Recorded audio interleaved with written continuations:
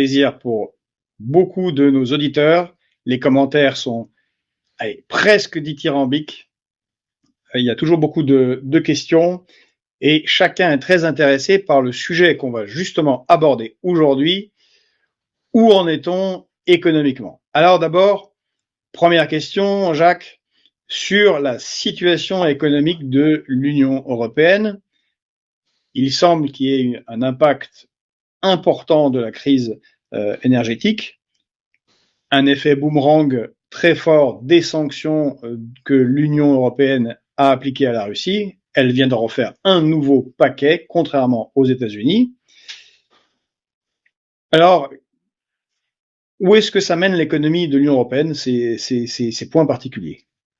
Alors, tout d'abord, il faut rappeler un petit peu le contexte, et le contexte peut être au-delà de la guerre en Ukraine.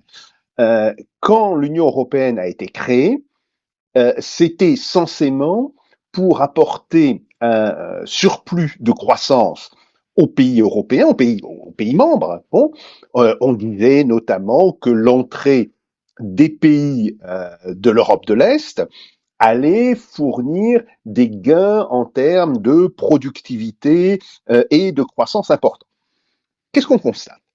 Eh bien, tout d'abord que l'Union européenne, qui en 2000 était au-dessus des États-Unis en termes de part du PIB mondial calculé en parité de pouvoir d'achat, ce qui est la meilleure méthode pour faire une comparaison. Bon, l'Union européenne était au-dessus des États-Unis en 2000, elle est passée aujourd'hui en dessous des États-Unis. Et ce qui est encore plus important, c'est qu'elle a été complètement larguée, il n'y a pas d'autre mot, par les pays asiatiques. Alors, ce qu'on appelle l'Asie émergente et en développement. Une petite incise, Jacques, pour que nos auditeurs comprennent tous bien. Il y en a certains, beaucoup même, comprennent très bien. Mais quelle est la différence entre le PIB et le PIB à parité d'achat car nous faisons aussi office d'éducation populaire avec ce média? Oui, tout à fait. Alors, d'abord, il faut dire que le PIB, que ce soit d'ailleurs calculé au droit de douane et au, pardon, euh, à la valeur des taux de change ou en parité de pouvoir d'achat, c'est premièrement la somme des valeurs ajoutées. Autrement dit, si vous voulez, on enlève les consommations intermédiaires et donc c'est l'équivalent des salaires et des profits. Voilà. Ça, c'est pour la définition générale du PIB. Après, il y a deux manières de le calculer en comparaison. Et j'insiste bien, c'est les problèmes qui se posent, ce sont des problèmes qui se posent quand on veut comparer un pays à un autre. Bon, il y a une méthode simple qui consiste à dire, on va, alors évidemment, on le fait en prix constant, c'est-à-dire qu'on commence à déflater le PIB dans la monnaie nationale du taux d'inflation. Bon, ça c'est assez facile à faire, encore que. Mais ok, ça se fait. Et puis après, on ramène tout ça à une monnaie de référence, qui en règle générale est le dollar. Mais on le fait par des taux de change. Ce qui suppose que ces taux de change soient ce qu'on appelle dans notre jargon d'économiste des taux de change d'équilibre. Évidemment, ce n'est pas le cas. Et il y a depuis très longtemps des économistes qui ont dit mais cette méthode des taux de change ne va pas parce que justement les taux de change peuvent être manipulés, alors soit manipulés par les marchés, soit manipulés par les gouvernements en particulier. Bon, donc ce n'est pas une mesure correcte. Et dans les années 50, d'ailleurs, l'économiste qui avait découvert cette notion du PIB, Simon Kuznets, qui est un grand économiste des années 40 et des années 50, bon, qui est par ailleurs un russe blanc, comme mes parents et mes grands-parents, et qui a beaucoup travaillé sur l'économie soviétique. Bon, et il dit il faut trouver une autre méthode, et ce qu'il propose dès les années 50, c'est de comparer ce qu'on appelle les prix relatifs. Alors le prix relatif, c'est très simple. C'est combien vaut une voiture en baguette ou combien vaut une voiture par rapport à un réfrigérateur. Bon, cette notion de prix relatif. Et donc il fait des études là-dessus et il découvre que les prix relatifs sont très différents d'un pays à l'autre. Pourquoi? Parce que les structures économiques elles-mêmes sont très différentes. Alors, il a proposé une méthode qui a été après reprise par de très nombreux économistes. Je signale, on est là entre 1955 et 1962, hein, donc il y a vraiment très longtemps. Et on aboutit à cette idée qu'en faisant la moyenne des prix relatifs dans deux pays, hein, donc on a une moyenne dans le pays A, une autre moyenne dans le pays B, et qu'on va comparer ces moyennes. Et ça s'appelle la méthode de la parité des pouvoirs d'achat. Alors, bien sûr, c'est une méthode qui est beaucoup plus complexe à mettre en œuvre que la méthode de comparaison par les taux de change. Ça, c'est tout à fait évident. Bien, c'est même une méthode qui est assez compliquée même à expliquer à des étudiants. Et c'est pourquoi cette méthode, qui est très ancienne, qui a commencé à être appliquée systématiquement à partir des années 65, hein, donc quand même ça fait 55 ans, cette méthode est restée à peu près ignorée du grand public. Mais elle était, et elle est toujours d'ailleurs, très utilisée par tous les économistes qui veulent faire des comparaisons entre pays. Je veux dire, c'est pour les comparaisons entre pays. Et ça permet d'éviter les bêtises qu'on a eues justement au début de la guerre avec la Russie, en comparant le PIB de l'Espagne, le PIB de la Russie, en ne prenant que le PIB nominal et en faisant pas attention.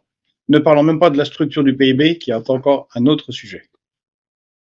Oui, ça c'est encore un autre sujet, mais je dirais que cette méthode, elle est utilisée par tous les économistes qui font des comparaisons internationales, parce qu'évidemment, quand on raisonne uniquement, par exemple, sur la France, quand on veut regarder la croissance française, pas la comparer à quelque chose d'autre, mais la regarder tout simplement, bon, on peut parfaitement utiliser, on va calculer ça en francs ou en euros, c'est pas le problème. Évidemment, à prix constant. Et le problème, c'est que les journalistes, évidemment, comme en règle générale, ils comprennent pas la parité de pouvoir d'achat, qui s'appelle en anglais la Purchasing Power Parity, donc c'est PPP en anglais, PPA en français. Alors sur LCI, ils ont un petit peu commencé à comprendre l'autre jour. Ils ont comparé les budgets militaires en PPP, justement. Ils se sont dit, la lumière est arrivée au grenier, c'est bien. Voilà. Bon, ça commence à un petit peu à percoler, mais en réalité, ça fait grosso modo 20 ans que cette méthode est systématiquement utilisée en comparaison internationale. Et d'ailleurs, la Banque mondiale et le Fonds monétaire international ne raisonnent que à partir de cette méthode quand ils font des comparaisons. Alors, il faut savoir que les mesures de parité de pouvoir d'achat sont d'ailleurs publiées 2 fois par an dans la fameuse base de données du Fonds monétaire international qui s'appelle le World Economic Outlook, qui est publiée 2 fois par an, qui est la base de données que j'utilise comme pratiquement tous les économistes. Et là, on voit effectivement l'importance de cette mesure. Alors, les différences qu'il peut y avoir entre le traitement des PIB par les taux de change et le traitement en parité de pouvoir d'achat peut être considérable. Par exemple, si on prend les États-Unis, en taux de change, ils sont à peu près à 24% du PIB mondial. Et la Chine est à 17%. Si on prend la parité de pouvoir d'achat, il passe à 15%. Et la Chine passe à plus de 19%. Donc on voit l'importance considérable que ça peut avoir. Et c'est pour ça qu'aujourd'hui, faire une comparaison simplement au taux de change, ça n'a pas du tout de sens. Donc ça, c'est un point qui est extrêmement important. Et c'est un point qui explique aussi, je dirais, le fait que dans les élites politiques, bon, c'est pas un reproche que je vais faire au personnel politique, mais les femmes et les hommes politiques, en règle générale, n'ont pas le temps de rentrer dans ces subtilités. C'est pas des économistes. Bon, ah oui, tout le monde peut pas être économiste, et puis il y a plein d'autres métiers qui sont tout aussi importants que celui d'économiste. Je vais pas plaider pour ma Il propre devrait quand même un petit peu, surtout donc, quand on s'appelle Bruno Le Maire, qu'on a fait de belles études et que on dirige l'économie de la France. il n'a pas fait des études d'économie, il faut le Ça rappeler, évite il a quelques fait des bêtises. études Il aurait pu littéraires. s'intéresser en 7 ans. Hein. Bon, oui, Tu es peut-être. vraiment, Mais donc, tu es bon, Jacques, avec nos oui, oui, oui, excellents oui, oui, ministres. oui. Enfin, c'était pas à lui que je pensais, mais il y a comme ça des journalistes américains d'une revue qui est une revue, alors, de la droite modérée américaine, hein, American Affairs, ce qui est une revue d'ailleurs où il y a des démocrates qui écrivent, il y a des gens de gauche, des gens de droite. C'est une revue extrêmement intéressante, et ils m'ont demandé en 2022 euh, quelle était la place réelle de la Russie et de la Chine calculée en parité de pouvoir d'achat, parce qu'ils avaient le sentiment que la vision en taux de change avait tordu la vision géopolitique des élites américaines de manière considérable. On se rappelle par exemple la fameuse phrase de John McCain, de feu John McCain, il est mort depuis, qui avait dit la Russie, c'est une station-service avec des têtes nucléaires. Bon, alors effectivement, si on prend le PIB calculé au taux de change, le PIB de la Russie, il se situe entre l'Espagne et l'Italie. Bien. Si on le prend en parité de pouvoir d'achat, il est au-dessus de l'Allemagne. C'est quand même une différence importante. Et encore plus par rapport à la Chine, et c'était ça qui intéressait en réalité les Américains, si on prend le taux de change, bon, les États-Unis sont largement au-dessus de l'économie chinoise, pratiquement 6 points.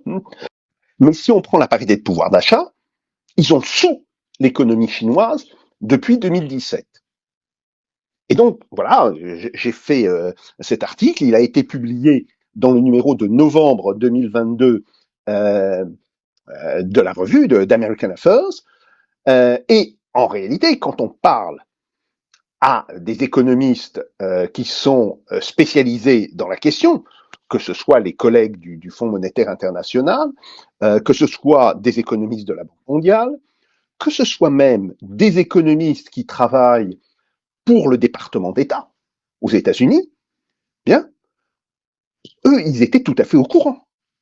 Ils savaient parfaitement ce que c'était. Et c'est là où on voit que le problème politique, c'est quand je leur demande, mais vous avez dit à vos gouvernants ce qu'il en était. Biden, il sait ce que c'est. Et la personne du département d'État, l'économiste, le responsable de la cellule économique du département d'État, me dit, écoutez, monsieur Sapir, oui, c'est vrai, on l'a dit, mais on pense que notre dossier, il a fini sur une étagère, parce que vous savez, aujourd'hui, ce sont essentiellement les conseillers en communication qui ont le pouvoir.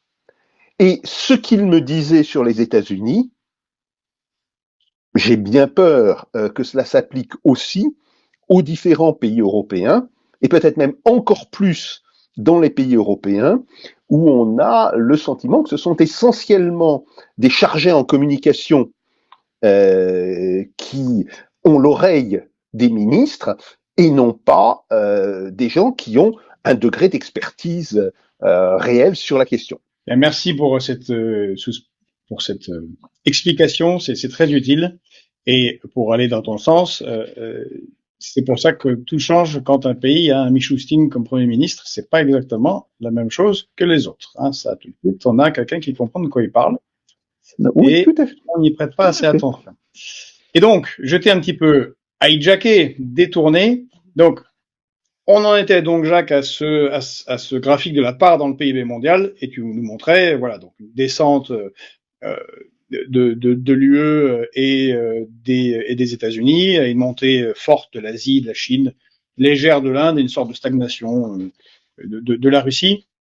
Mais on voit les écarts se creuser et surtout le plongeon européen.